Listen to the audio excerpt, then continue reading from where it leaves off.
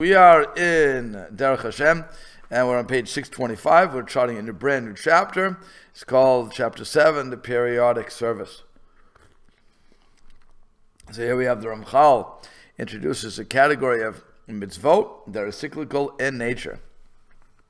The periodic service is one that we are obliged to fill at certain times of the year.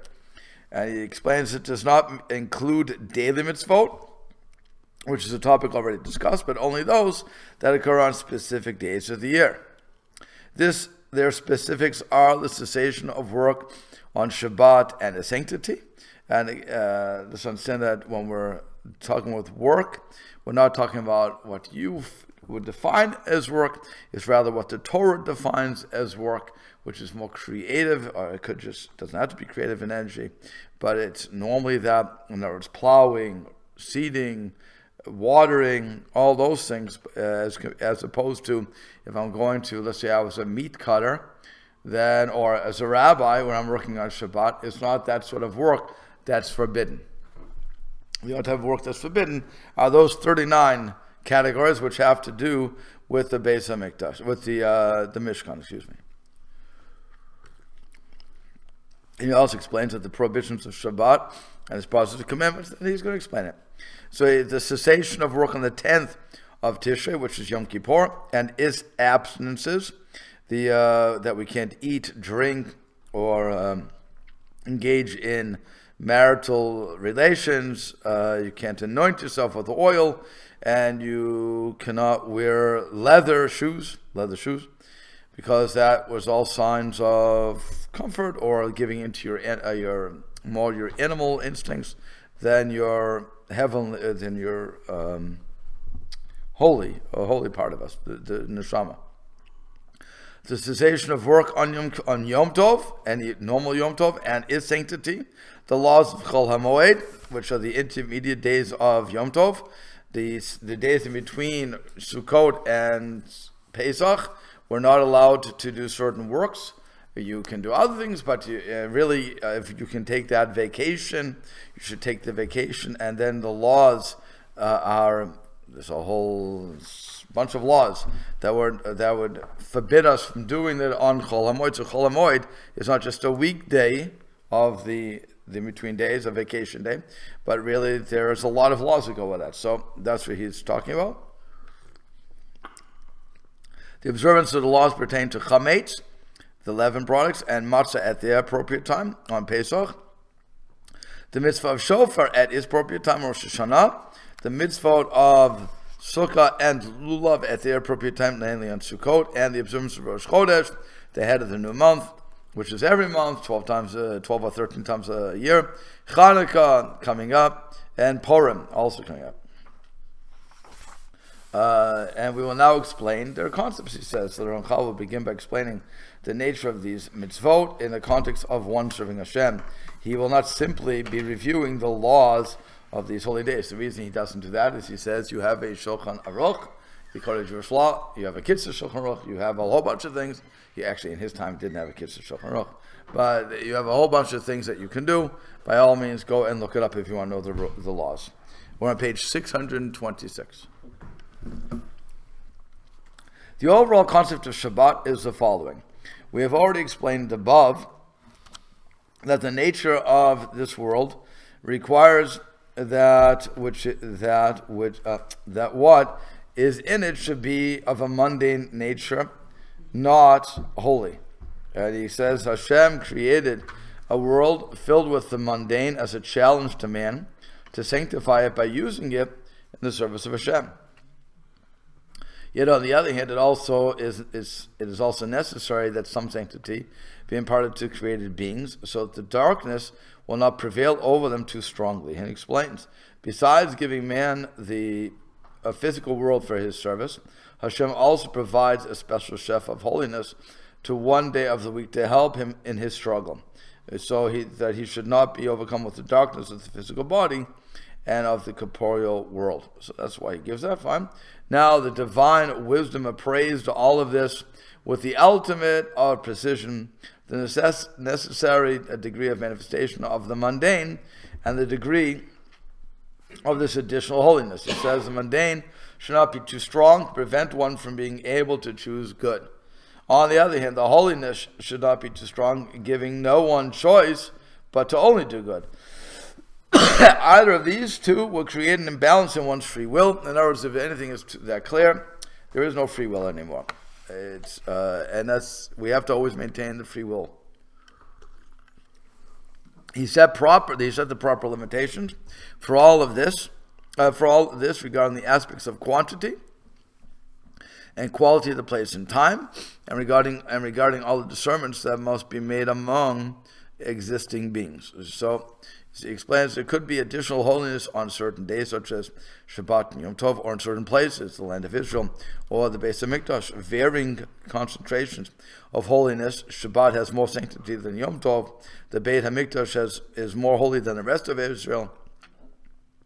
Varying lengths of duration of holiness. Sukkot lasts longer than Shavuos. Sukkot is 7 days. Shavuos is 1 day. I'm dealing with Torah. I'm not dealing with outside of Israel. Okay, and various sizes of areas where the holiness resides. Yerushalayim is larger than the Beis HaMikdash. So you're seeing that. That's why, by the way, when you have a choice of where to daven, if I am going, let's say I'm not going to make minyan. I'm not going to make minyan. Clear. And so what happens is I have a choice. I can either daven at my house in the comfort of my home, or I can make the effort and go to the synagogue, even though there's no minyan there. The halacha says one should daven at the shul, because the shul has greater sanctity than the home. Unless, of course, you live in a place where your home is the shul. It's a very short walk. But it's otherwise, you should really go to the shul. I don't know how many people actually do that in reality. I'm not sure how many people would walk into, assuming you could get into the shul, assuming there's a lock that you can, like most shuls have today, the combination locks. So it would be interesting to know if people go in there instead of davening at their homes. I don't know if if you could even get statistics for that. But it would be interesting if people would train themselves to do that because of the greater sanctity involved.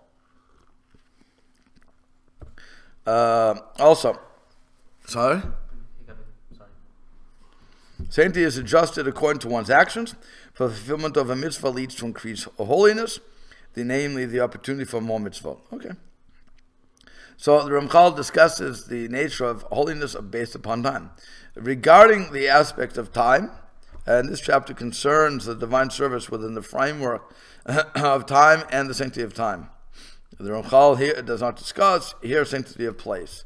He's looking at time and the sanctity of time for it. Okay.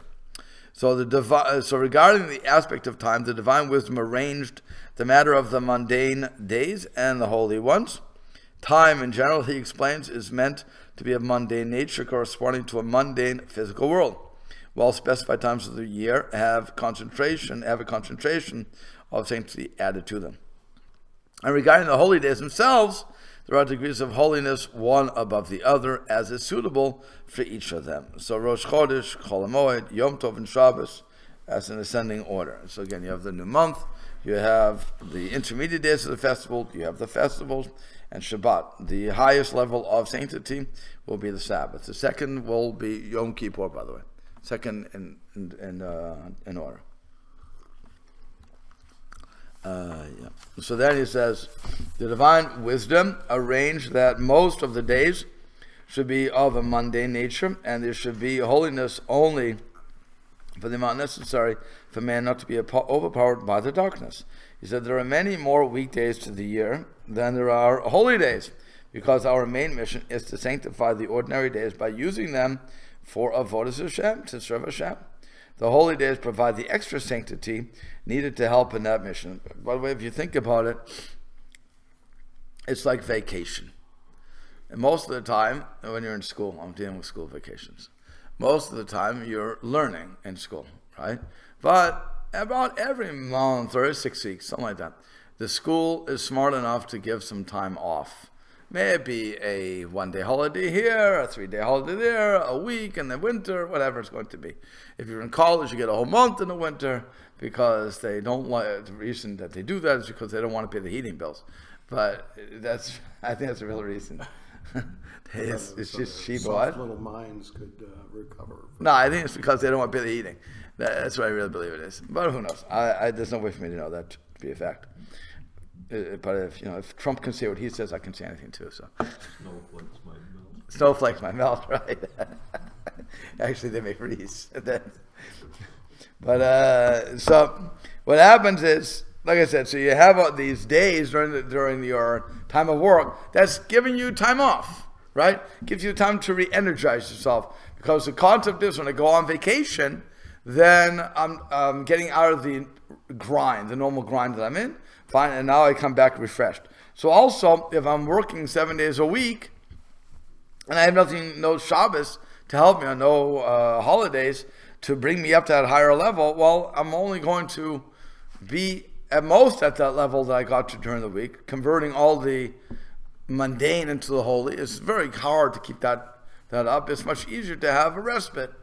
And if you think about the Monopoly board, you think you had a place you could park, free parking. That's right, free parking. Where it didn't cost you anything. Again, that was a respite from the game. First 5 seconds. So here, the same thing. We don't want to be overpowered by the darkness, because if I have to work every single day, if I'm doing it every single day, then I'm going to think that there's nothing to this world. And it's all just a matter of, I have to push. Once you come to Shabbos and you're forced into cessation of work, forced to rely upon Hashem, that changes your whole perspective. It's no longer I'm on call. It's no longer anything.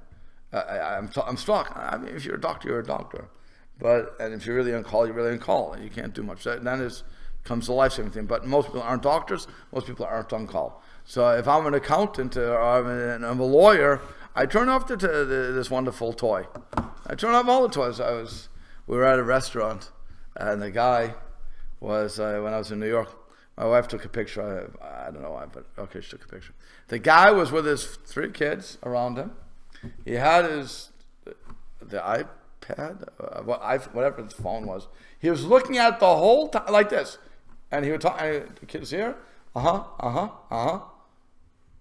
we're thinking, what happened to, you're with your 3 kids. Put your stupid telephone down. Put it away. You're with your kids. Look at the kids. Have communication. Even though it's a waste of your time, clearly. But do something. Well, again, if I'm constantly in the mundane, I'm more worried about what's going on in the world or who's texting me or whatever the stupidity he was looking at, instead of paying attention to humans in front of you. You're humans. You're little pieces that you brought into the world. You have enough time to do that, so at least you should have enough time to put on your phone. Well, that's what Shabbos comes in. The guy, said, now the phone can do nothing. He'll wonder someday why they never call him. Why they never, the kids? They grow up, they won't have time for I always say that. Tom Chapin said it the best. Going to be just like you, Dad. Going to be just like you. Country song forever. Cats and Cradle. Harry Chapin, sorry. Tom was his brother, right? You're right. Harry Chapin said it the best. He was said the best. And he was right on mark. You're going to be just like you, Dad. And whatever we train our kids to do, that's what they do. Oh yeah, but by the time that those kids grow up, they won't have iPads anymore. It'll be right here. It's a chip, guaranteed. It's going to be ridiculous. We'll be so hooked into the world. That's why people walk around with, you can't even see it anymore. It's so small, you can't see the stuff. They're just talking to themselves.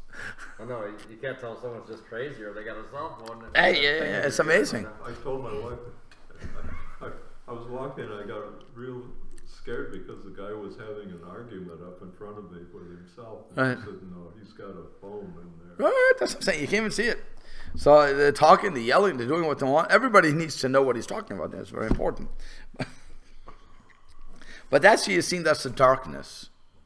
That's really the darkness, that we're so involved in ourselves, so involved in the mundane. I'm not against computers. I use the computers. But there's a point that you have to say enough is enough. And again, Shabbos does that. Shabbos, Yom Tov, it makes us turn it off. It's one of the best inventions, if you will, that God created. This is really beautiful here, the balance of yeah, time. Yeah.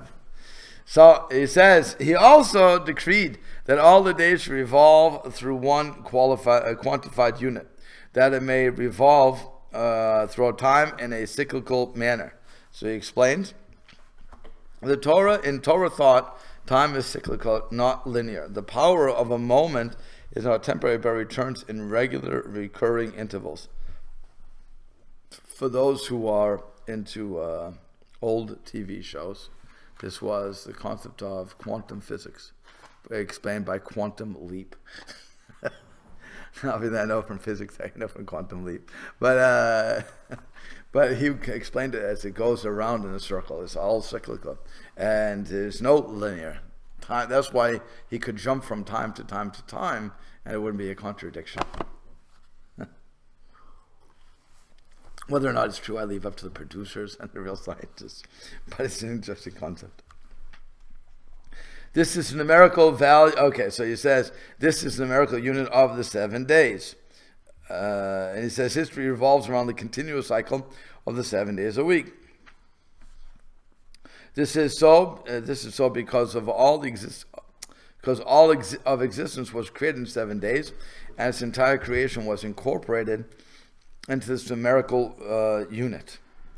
It thus emerges that this number of 7 can appropriately be referred to as a whole unit, since it was needed for its entirety, since it was in its entirety for the creation of all of existence. So he says, Hashem chose to create the world in 6 days and bind it with the sanctity of the 7th. This is like a carpenter who cannot know how long a job will actually take until he finished. Hashem could have created the world in an instant, but he determined from the outset that 7 was the numerical unit needed. And more than this was not needed at all, as all creation was already completed in those 7 days. Thus, he explains, the 7-day cycle becomes a primary time frame. Rav Chaim Friedlander explains, based on the Maharal, that 6 represents the physical extremities signified by the 6 directions of the world. The number 7 represents the spiritual central point, which brings all of the extremities toward one goal. In Das Tavunot, the Ramchal writes that the nature of the days within the week are themselves recurring cycles. Each day has its own hashpah, which recurs when that day arrives. And this was brought up, what I'm about to say was brought up many times by I believe it was the Kuzri, that all of mankind has always had 7 days. There's never been a time that, never a calendar made that had 8, 9, 6, 4 days to a week. It's always 7, and it's crazy when you think about it. Why couldn't we have a 6-day week or a 5-day week or anything else? Why do we have to have 7? Everybody agrees, 7-day week. Every calendar you look at. So that's why the Kuzri and Ramchal is saying it here too, that Hashem created that, and we all just accepted that. It's an amazing thing when you think about that. Furthermore, the days of the entire world. Oh, I'm sorry, I missed something. This number continues to revolve and recur in cycles till the end of the entire 6,000 years of this world. And he said, there's a famous thing that the world will be in existence for only 6,000 years, and then Mashiach will be here. Okay. Furthermore, the days of the entire world also maintain this unit on a larger scale, meaning that the period of 6,000 years and the period of 1,000 years of rest for the soul. So he explains, the cycle of 7 is not limited to the days of the year. That cycle occurs within the framework of units as millennia as well. As explained above, the 7th millennium is the time when the physical orientation of this world will be diminished, so that the neshama can reach its full potential. Hence, this too represents the cycle of 7, similar to the 7-day cycle, where we work 6 days and cease on the 7th, so that the neshama can be spiritually elevated another day. In Adib Marom, the Ramchal adds that a person's lifetime follows a similar pattern: work in this world, followed by a period of rest after death. For deeper, okay, and then he says somewhere else, if you want to see pages 233, 23, which we already did, and 418, So that's a deep understanding of the relationship between the 7th millennia and the 6 days of the week. So he sends you back, and if you want to do that. Then he says, afterwards, existence will be created anew with a different order of reality.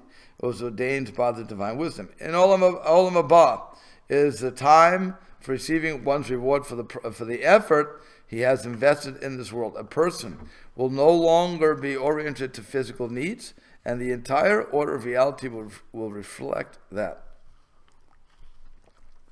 So the Ramchal explains another feature of the cycles of 7 and how this relates to Shabbos.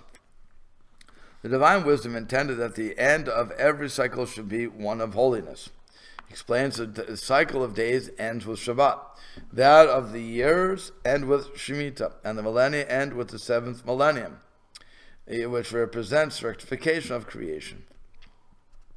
This results in a great elevation for all the other days. And he says, since the whole cycle is directed toward the holy moment, for example, the goal of the 6 days of the week is to achieve the holiness of Sabbath. All the days of the cycle come elevated through it. By the way, this is something that you have to think about. All of our days, every single day, we say in our prayers, this is the first day of the week of Shabbat, right? And we're counting toward Shabbat, always toward Shabbat. Because Shabbat is the center. That's why in Kabbalah, the week starts on Wednesday. Think about it. What's the center? You have Wednesday, Thursday, Friday, Saturday, Sunday, Monday, Tuesday. You have 3. Wednesday, Thursday, Friday, right? 3. You have Shabbos. Then Sunday, Monday, Tuesday. So Shabbos is the main day. So that's everything's going towards Shabbat. So from Wednesday already, that's why we stay the Chunaranana on Wednesday's psalm. We're saying the Chunaranana, which is Erev Shabbat. And then we end off that week on Tuesday, which is why you can say Havdalah until Tuesday. All that's putting Shabbos in the middle. Yeah. So, did the Jewish calendar conform to the Jewish calendar is lunar, right? Lunar calendar is lunar. The Jewish calendar says Sunday is the first day of the week, Right, and okay. Shabbos is the last day of the week. So how? I'm saying Kabbalah would view it in a Right. different manner. Right. So wait a second. The weeks aren't narrated by the lunar. Say it again, please. Weeks aren't narrated by lunar. Solar. Oriented by lunar, not lunar, solar stuff. The week is by the solar. Yes. The week is by the solar. The week is by the solar, and the year is by the lunar, but realigned with the solar. Otherwise, because we have to have Sukkot, we have to have Pesach in the springtime, and we have to have Sukkot in the fall. So since you need those two things, we have to realign. Because the lunar calendar is only 254 days, the solar calendar is 365. If my mathematics is correct, you have 11 days in between. And so in other words, minus 11 days. So if we didn't realign the lunar with the solar, then we would end up, well, all the holidays would be all over the place. Which is why the Arabs, right? The Arabs follow the Muslims, not the Arabs. You have Arab Christians.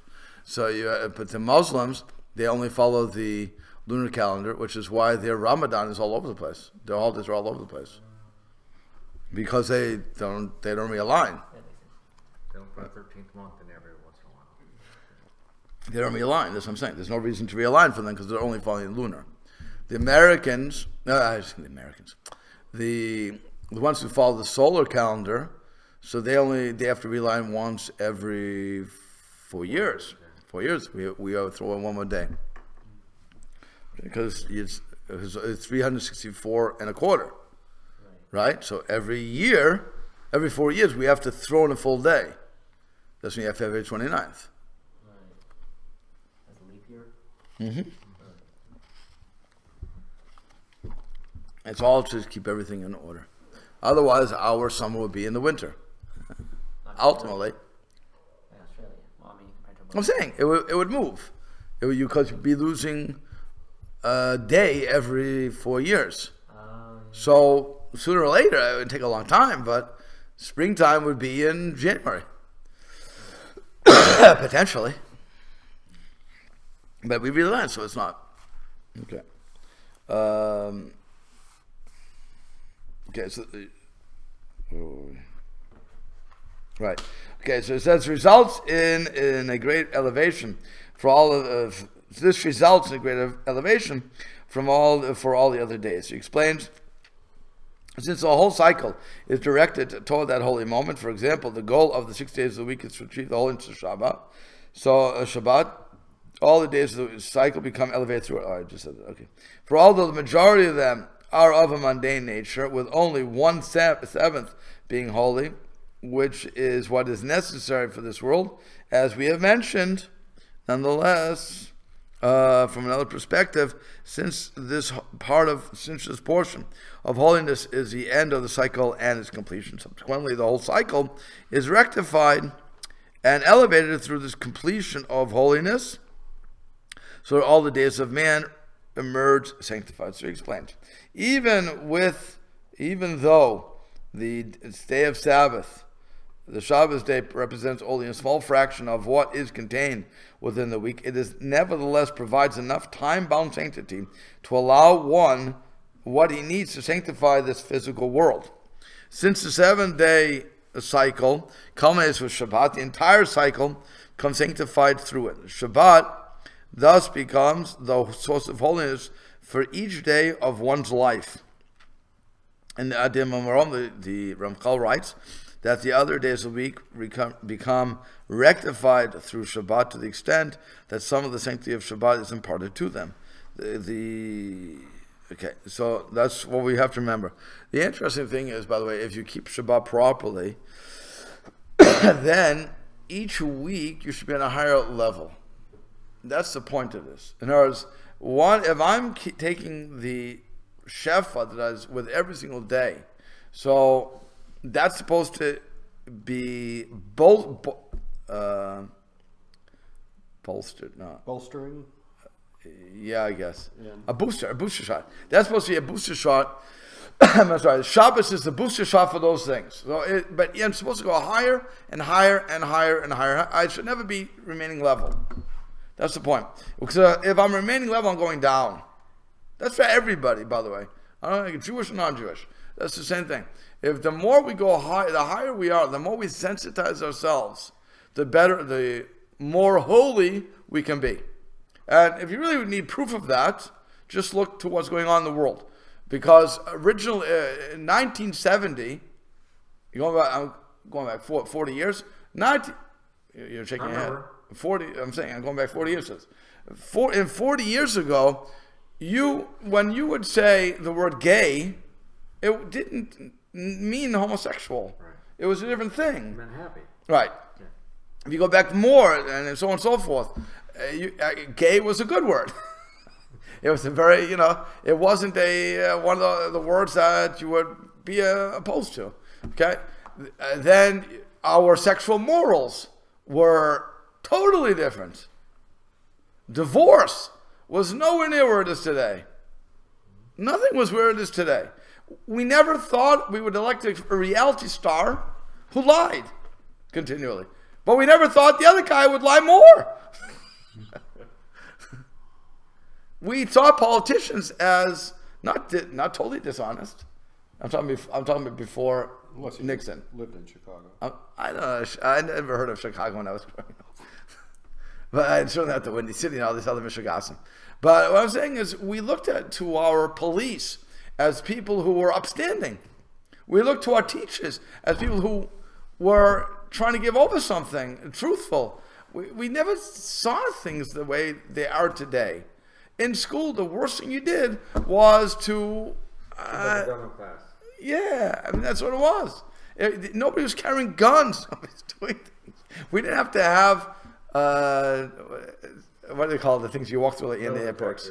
What is it? Metal detectors. You didn't have to have metal detectors going. You didn't have to have guards at the doors. That was later on we started to come up with that stuff. We had metal detectors in the 60s. Where? In the school? No.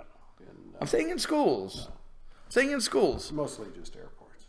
Airports, okay. I don't know, airports. I'm saying in schools, but the world has changed so much so that today you go to the airport and you know it, it's normal. Take off your shoes, your belt, your this, your that. Pretty soon, I don't know what we're going to be in a few years. It's crazy, and we're used to it. We don't think twice about it anymore. Well, everybody has a cell phone. I'm surprised people still have land phones. It's the same garbage. But that's what I'm saying. When the more we desensitize ourselves, the more we can put up with, and we don't even recognize it, and that's the sadness. That's why when you resensitize yourself, and you start doing what we're supposed to be doing, you no longer want to be around those things. You no longer want to. You don't want to walk down the aisle of the to buy your food, unless it's in a candy-free, magazine-free aisle. It becomes ridiculous. What do we have to see constantly? We're barraged by imagery that we don't want to see. You can't walk on down the street. You can't drive on the highway without seeing things that you're thinking, wow, 20 years ago I wouldn't see that sign on the highway unless I'm in Las Vegas. It's just amazing what we're seeing more and more and more. And again, nobody even thinks twice. That's because we're not sensitized. That's because we don't use the shefa that Hashem is giving us to use to give us a booster shot, so we are more sensitive and say, that's all schmutz, that's all dirt. What am I looking at this stuff for? Yeah. For an analogy, I remember one that I forget from where, but you put a marker in a river, and sooner or later that river will move the marker.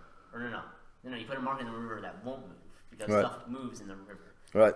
And you're in the river when you put the marker down, and you go down and you're struggling in the middle of the river, so you are focused on the now and you're trying to get out of the river. If you can get yourself out of the river, you can get out, stand on the shore, and look to where you were originally and go, holy cow. Right. How did we get to this point? Correct. Yep, good point. Well, let's go. So it says, this is a great gift that Hashem gave to Israel because he desired that they be a holy nation. He did not give it to any of the other nations, because this stature is neither fitting nor destined for them. So he explains, the Gemara in Beitz states, Hashem said to Moshe, Moshe, I have a good gift in my storehouse, and its name is Shabbat. I would like to give it to Israel. Go inform them. Since Hashem's desire was that Israel should be holy, he had to give them something that would help them, that would help make him that way. Shabbat gives Israel that holiness. Shabbat commemorates the fact that Hashem created the world. Should not, and so he says, it's a question, should not all nations be obligated to recognize and testify to this fact, since they too were created? Yet they are excluded from Shabbat observance. So the Ramchal explains that Shabbos is more than just a commemoration of the creation. It is the source of an independent chef of holiness, whose purpose is to sanctify all those who observe it.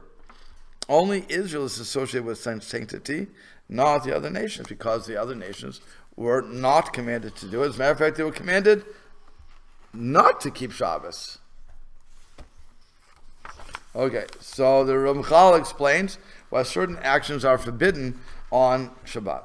This is based upon this stature that Israel attains on this day. It is fitting that Israel conducts itself accordingly. He says, true, there is a shefa of sanctity inherent in the day of Shabbat, but there are things which we need to do to become suitable receptacles of that shefa. We have already explained above, and he says in part 1, where the Ramchal explains what is accomplished by reciting the brachot, the blessings associated with our physical needs and pleasures.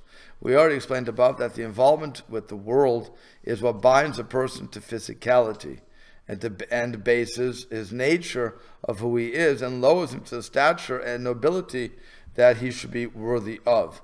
She explains, we must sustain ourselves through the physical world for the sake of using it to serve Hashem. However, this also endangers our spirituality. By becoming too involved in the physical aspects of the world, a person risks losing the spiritual heights he is capable of attaining. Why would that be true?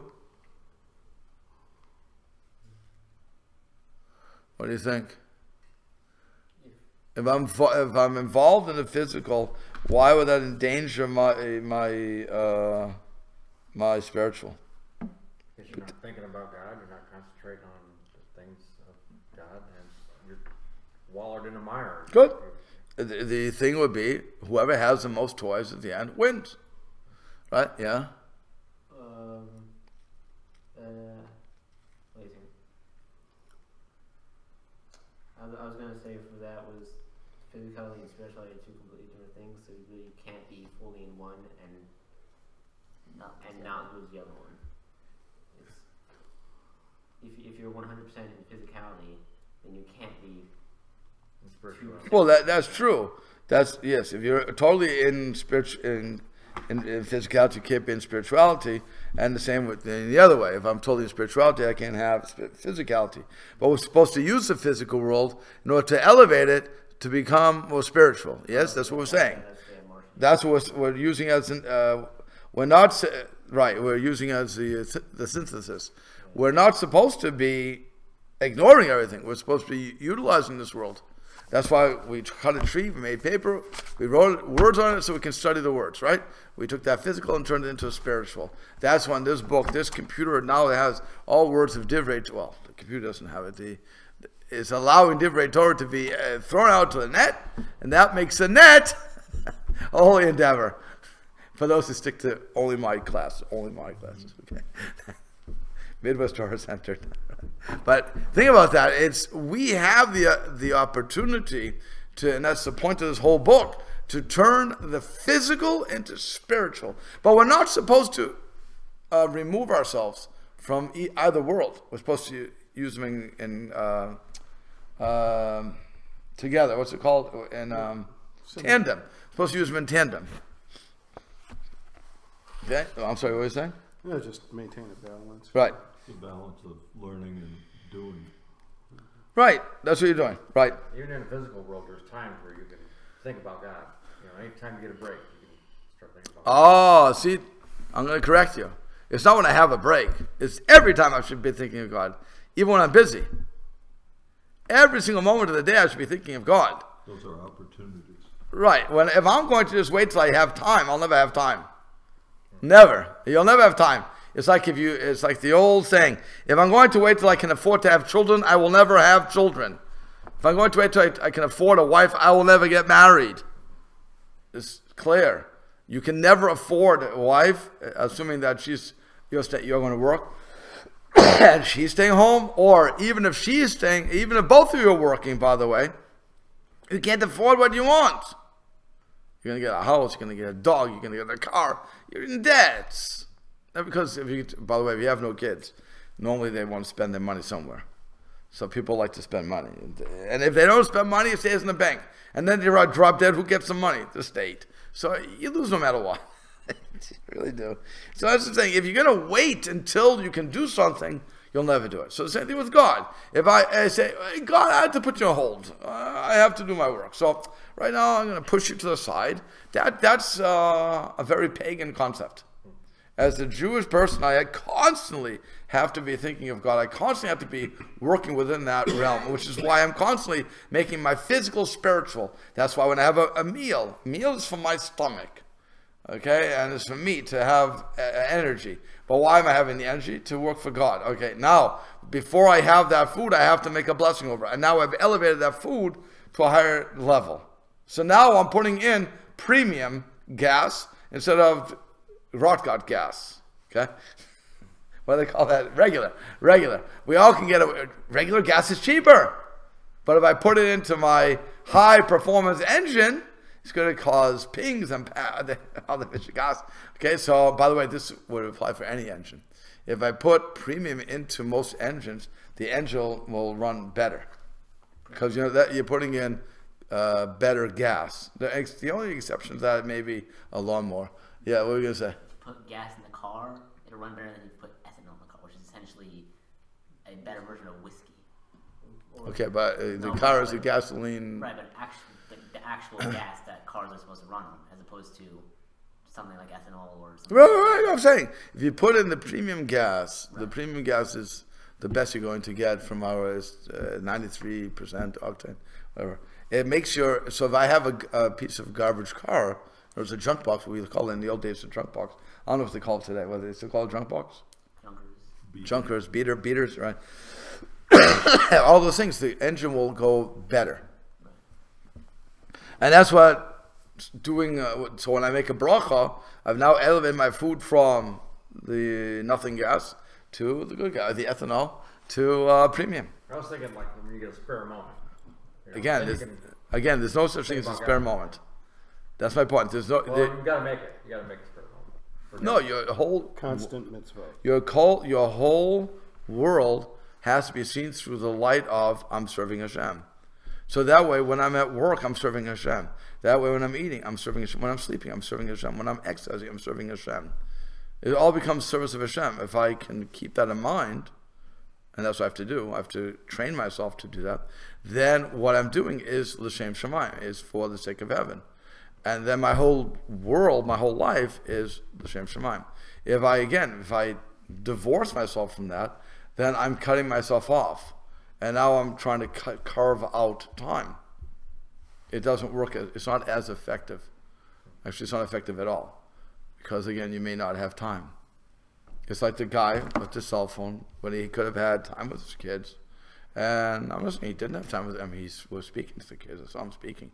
But he couldn't take his eyes off the whatever it was, iPad, whatever piece of garbage it was. But, what are the kids going to remember? That daddy couldn't, or whatever, couldn't remove his eyes, and that's what it was more important. That was more important than him. Yeah. So what are you doing? Now, if I'm going to carve time out, going to have quality time, that stupidity that people came up with that was also the 70s. 70s was a lot of stupidity. You had quality time versus quantity. Give me a break. I'm going to have quality time with my kids. That means I'm going to spend 2 hours with them, if I'm lucky, or 20 minutes with them. But it was quality. Go play basketball. Yeah, you are, because the kids want you. They don't want, everybody wants you. They don't want you to work more. That's not the concept. But everybody says, no, I have to get the car, I have to get this. So we got stuck into physicality. Like I said, the one with the most toys at the end went. And so they put in the gravestone, if only he would have worked 24 more hours. Nobody puts that there. Okay, so let's go on.